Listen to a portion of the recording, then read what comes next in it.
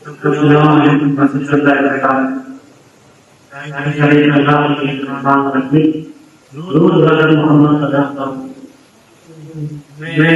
जो मोबाइल से जाहिर करता हूँ जो मोबाइल की सीरत करते हैं और चाहते हैं कि पैगाम मोबाइल तक पहुँचे, सभी लोगों तक पहुँचे, गरीबों तक, मासूम लोगों तक जो यहाँ नहीं आ पाए। आज मेरी बात पेन कलम होती हो, कॉपी होती तो बहुत अच्छा था। हम नहीं है, मेरी गुजारिश है वीडियो जो आइडियो ले ताकि आपको रिवीजन के लिए बेहतर होगा, क्योंकि आप जिस चीज का डिस्कशन करने जा रहे हैं रिपीट नहीं होगा, डिस्कशन होगा, फिर आपको जवान करने का मौका दिया जाएगा।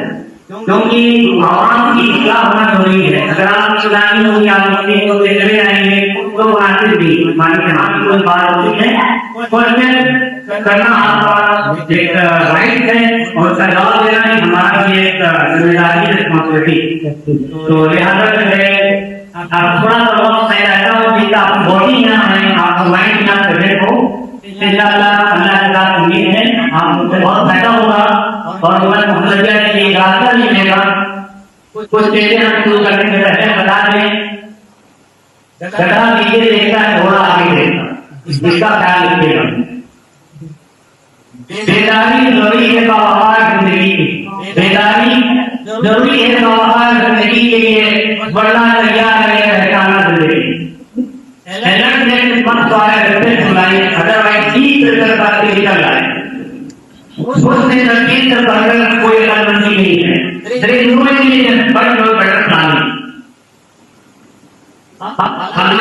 हम हमारे सामने बहुत है, हम उसका चर्चा करके हमारे सामने जो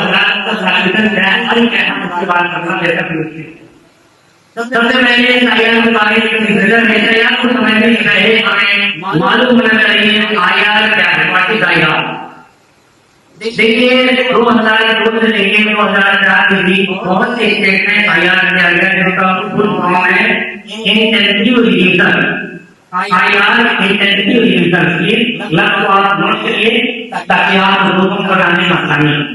ये इंटेंसिव रिवीजन क्या था, उसको जो है 2002 से 2004 के बीच बहुत से स्टेट गवर्नमेंट का जो है गवर्नमेंट ऑफ इंडिया ने सर्वे कराया और उनकी जो बॉडी लिस्ट होती है उसकी जो है इसमें सफाई की गई। सफाई का मतलब क्या है, आप खुद आप प्रेशर जानते हैं, एक इंसान कई जगह से मोटराइजन बनाता है, तो जो दूसरी जगह मोटराइजन को वहां से हटाना है, एक आदमी से एक मोटराइजन होना है, ये कानूनी है। और अगर एक नहीं है तो गलत है, कानूनी को गलत है, उसके ऊपर एक्शन नहीं किया जा सकता है। दूसरी चीज क्या है, कहीं के वोटर लिस्ट में नाम है जिनको इंसान दुनिया नहीं है, दुनिया से परवेश कर रहा है, अल्लाह की दुनिया से उसका भी नाम हटना चाहिए। इसी तरह कोई इंसान एक जगह रहता है जो उसके पास कुछ फिट कर गया, अपने एरिया को बदल उसका नाम भी हटना है। तो यहाँ पे देखिए वोटर आईडी में चार चीजें हैं। नंबर 1 जो इंसान एब्सेंट है उसका नाम हटना चाहिए, जिसकी डेथ होगी उसका नाम हटना चाहिए, जो उसकी फोटो का नाम हटना। क्योंकि कैटेगरी कौन सी है, चौथी कैटेगरी होगी जिनका वोटर आईडी कई जगह। तो इसकी सफाई करने में कोई गलत नहीं है। अच्छी बात आप भी समझते हैं ना कि किसी चीज को आप जब अपना हिसाब रखते हैं तो आपने कोई नहीं दिखाया है, तो आप ये कर रहे हैं, आप ये करते हैं गलत कर रहे हैं।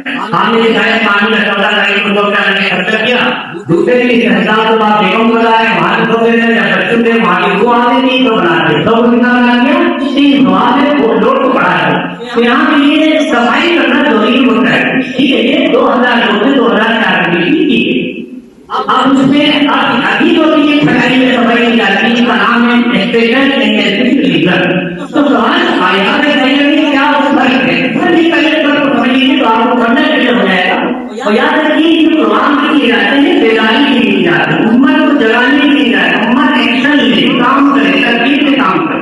प्रोग्राम को मतलब नहीं एक वैसा पैदा करना, डराना, हमें किसी को ताकत नहीं करना, किसी को डराना नहीं, बस आप काम को समझ लीजिए और बात को भी वक्त से पहले चीजों को अंजाम देंगे। अगर वक्त से पहले चीजों को अंजाम देंगे तो उम्मत का एक बड़ा असर आने वाले नुकसान से बचे। इसलिए पहले आता पहले नॉर्मल नाम डिलीट नहीं की जाते, डिलीट तब की जाती थी कोई पड़ोसी ने ऑपरेशन कर दिया भाई पड़ोसी नहीं रहते इसको वहां डिलीट कर दें, ऐसे जो आपका रोड डिलीट नहीं किया जाता। इसी तरह वहां से नॉर्मल कोई आप एक डॉक्यूमेंट दे देते 14 को 14 कहीं कहीं सेल्फ एक्सप्रेशन दे देते कि हमारे पास कोई डॉक्यूमेंट नहीं बनाई लेकिन है तो नाम आपका टाइप कर दे। लेकिन क्योंकि ये 2002 की करीब 22 का खर्चा हुआ, इससे कई प्रॉब्लम गवर्नमेंट के सामने आए। एक प्रॉब्लम सबसे बड़ी प्रॉब्लम जो है माइग्रेशन की आई, फिर कुछ प्रॉब्लम जो है आपका इंप्लीमेंटेशन क्या है। भाई कुछ बॉर्डर के लोग हैं जो हिंदुस्तान में तस्लीम लाते हैं, यहाँ पर वोटर आईडी बनाते हैं और यहाँ की डुप्लीकेट वोटर आईडी तैयार हो जाए। तो किसी तरह के मोहल्ले में लोग हो गए, उनकी मौत हो गई, 20 साल उनका वोटर आईडी में नाम है, तो कहा भाई आपकी हम क्या कराएंगे, स्पेशल आइडेंटिटी रिविजन कराएंगे। मतलब अब हम डॉक्यूमेंट को वेरीफाई करेंगे और वेरीफाई करके उसका नाम हम उसमें डालेंगे। अभी यहाँ के बारे में जो है मैं बताने जा रहा हूँ, अभी पहले कोई एक डॉक्यूमेंट दे देते थे, आपका काम हो जाएगा, लेकिन अब ऐसा नहीं। अभी अगर आप नया डॉक्यूमेंट बनाते हैं तो आपकी पहले सेकेंडरी लिखी जाएगी, क्या लिखी जाएगी, सेकेंडरी लिखी जाएगी। Now what is the secondary here, selection commission ने 13 डॉक्यूमेंट इशू किए हैं, कितने 13 डॉक्यूमेंट जो कि आपके वोटर आईडी से रिलेटेड वोटर आईडी में काम है, ठीक है।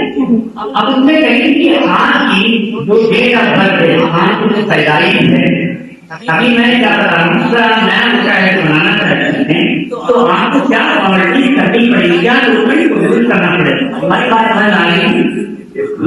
आज के सवाल को बात जवाब देंगे, लेकिन अच्छा आप समझ लें तो मान लीजिए आज के डेट ऑफ बर्थ 1 जुलाई 1987 से पहले है, 1 जुलाई 1987 से पहले है और आप अपना नया वोटर आईडी बनाना है तो आप उस 13 डॉक्यूमेंट जो लिख रहा हूँ, उस 13 डॉक्यूमेंट में एक डॉक्यूमेंट देना। अभी इनमें से कोई भी है जिसकी डेट ऑफ बर्थ 1 जुलाई 1987 से पहले की है, अगर उसका वोटर आईडी गलती से डिलीट हुआ है या उन्होंने नहीं बताया बनाया, उनको कितना डॉक्यूमेंट देना पड़ेगा, ओनली 1 डॉक्यूमेंट देना पड़ेगा। क्लियर है? आपको कैसे लोग हैं जिनकी पैदाइश 1 जुलाई 1987 से लेके 2 दिसंबर 2004 की बीच हुई, 1 जुलाई 1987 से लेके 2 दिसंबर 2004 की बीच हुई। जब ऐसे लोग नया वोटर आईडी बनाएंगे उनको 2 डॉक्यूमेंट देना पड़ेगा, कितने देना पड़ेगा, 2 डॉक्यूमेंट। कौन सा, एक उनको उसका देना पड़ेगा, लेकिन जो मैं बना रहा हूँ मुझे अपना देना पड़ेगा।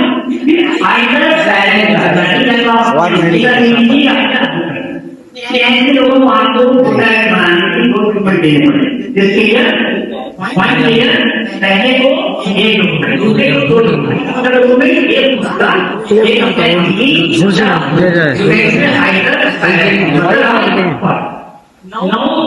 पैदाइश 2 दिसंबर 2004 की बात हुई है, उनको नया वोटर आईडी बनाने के 3 डॉक्यूमेंट देना पड़ेगा। कितना डॉक्यूमेंट देना पड़ेगा, 3 डॉक्यूमेंट देना अभी चेक करें पड़ेगा, का डॉक्यूमेंट देना पड़ेगा। इसका कितने हो गए डॉक्यूमेंट, 3। नया वोटर आईडी पहले जो बनता था डिक्लेरेशन में बन जाता था, कोई डॉक्यूमेंट देते आईआर में बन जाता, लेकिन एसआईआर में ऐसा नहीं है, ये प्रॉपर उनको डॉक्यूमेंट देना पड़ेगा। 13 डॉक्यूमेंट जो स्पेशल हम आपको बता देते हैं। एक तो देखिए शुरुआत जब बर्थ सर्टिफिकेट हो जाता है, फिर बहुत से जो बच्चे जो आप कॉलेज जाते हैं इनकम कास्ट सर्टिफिकेट बनाते हैं, वो भी एप्लीकेबल है इसमें। फिर आपका पासपोर्ट है, पढ़े लिखे जो बच्चे हैं उनका एसएससी का मार्क्स कार्ड है, वो चलता है, ठीक है। 1987 से पहले जो पासबुक वगैरह बैंक की है वो भी चलेगा। जो गवर्नमेंट सर्वेंट है उनका पेंशन ऑर्डर है, गवर्नमेंट का आइडेंटिटी कार्ड है, वो भी चलेगा, ठीक है। इसी तरह जिन्होंने एनआरसी के थ्रू रजिस्ट्रेशन कराया है वो भी डॉक्यूमेंट चलेगा, जिनका फैमिली रजिस्टर में नाम है उनका भी चलेगा। इस तरह करीब 13 डॉक्यूमेंट है, लेकिन मेन जो मैंने आपको बताया आप जानते हैं, बर्थ सर्टिफिकेट आप बनाए, फिर आपका पासपोर्ट, इसमें से कोई एक डॉक्यूमेंट। एक टर्म में क्लियर करता हूँ, बहुत से बुजुर्ग जो है बात को करना रहते हैं कि बर्थ सर्टिफिकेट सबके लिए कंपल्सरी नहीं है। 13 डॉक्यूमेंट कोई डॉक्यूमेंट हो, अब अगर आपके पास पासपोर्ट आपने बनाया ओके, अगर आपका इनकम कास्ट सर्टिफिकेट है क्योंकि आपका डोमिसाइल रेसिडेंस सर्टिफिकेट है, व्हाट इज डोमिसाइल सर्टिफिकेट कि हम कर्नाटका के रहने वाले हैं, उसका डोमिसाइल सर्टिफिकेट बनता है, वो भी आपने बना दिया, ठीक सही है। अभी कोई रोजगार मिल जाता है, इनकम कास्ट से बनाता है, इन 13 डॉक्यूमेंट में से आपको 1 document, 2 document, 3 document as category दी जाए। यहाँ तक क्लियर है। Now come to SIR. SIR में होगा, एसआईआर की कई प्रोसेस है। नंबर 1, जब यहाँ एसआईआर शुरू होगा तो इलेक्शन कमीशन एक प्रेस कॉन्फ्रेंस करेगा कि नाउ कर्नाटका में एफआईआर शुरू कर रहे हैं। तो जब एफआईआर डिक्लेरेशन होगा तो जो बीएलओ वगैरह है, ईआरओ है, डीओ है, इन सबको ट्रेनिंग दी जाएगी।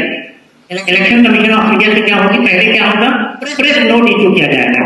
टॉपिक को समझिए, सबसे पहले क्या होगा, प्रेस नोट इशू किया जाएगा। उसके बाद सेकंड क्या है, ट्रेनिंग का इंतजाम किया जाएगा। इसके लिए बीएलओ सुपरवाइजर है, फिर आपका ईआरओ है, डीओ है, फिर आपका सीओ है, इन सब का क्या किया जाएगा, ट्रेनिंग दी जाएगी। उसके बाद जो है इन्यूमरेशन फॉर्म भरने के लिए घर घर पे जाके बीएलओ सर्वे करेंगे, घर घर।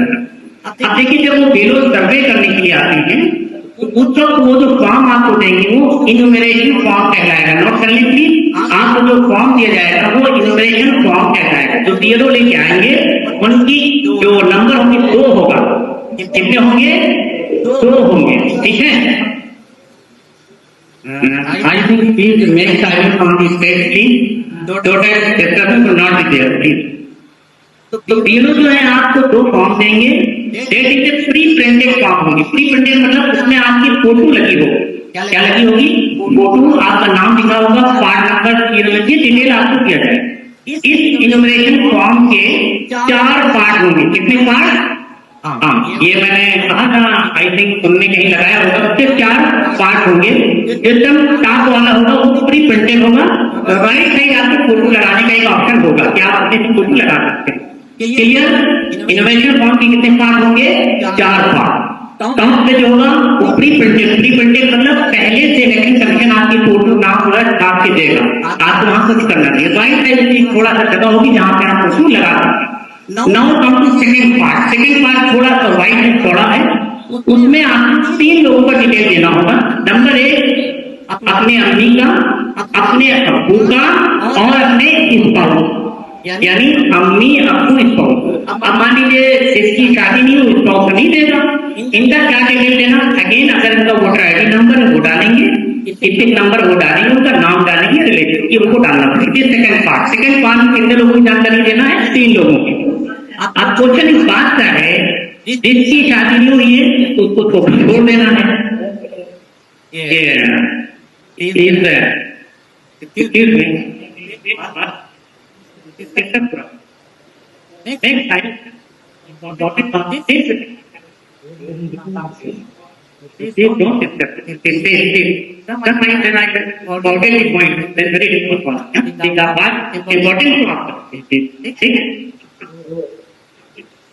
तो सेकंड पार्ट में आपको 3 लोगों को डिटेल देना, किसका, अम्मी, अब्बू और स्पाउस।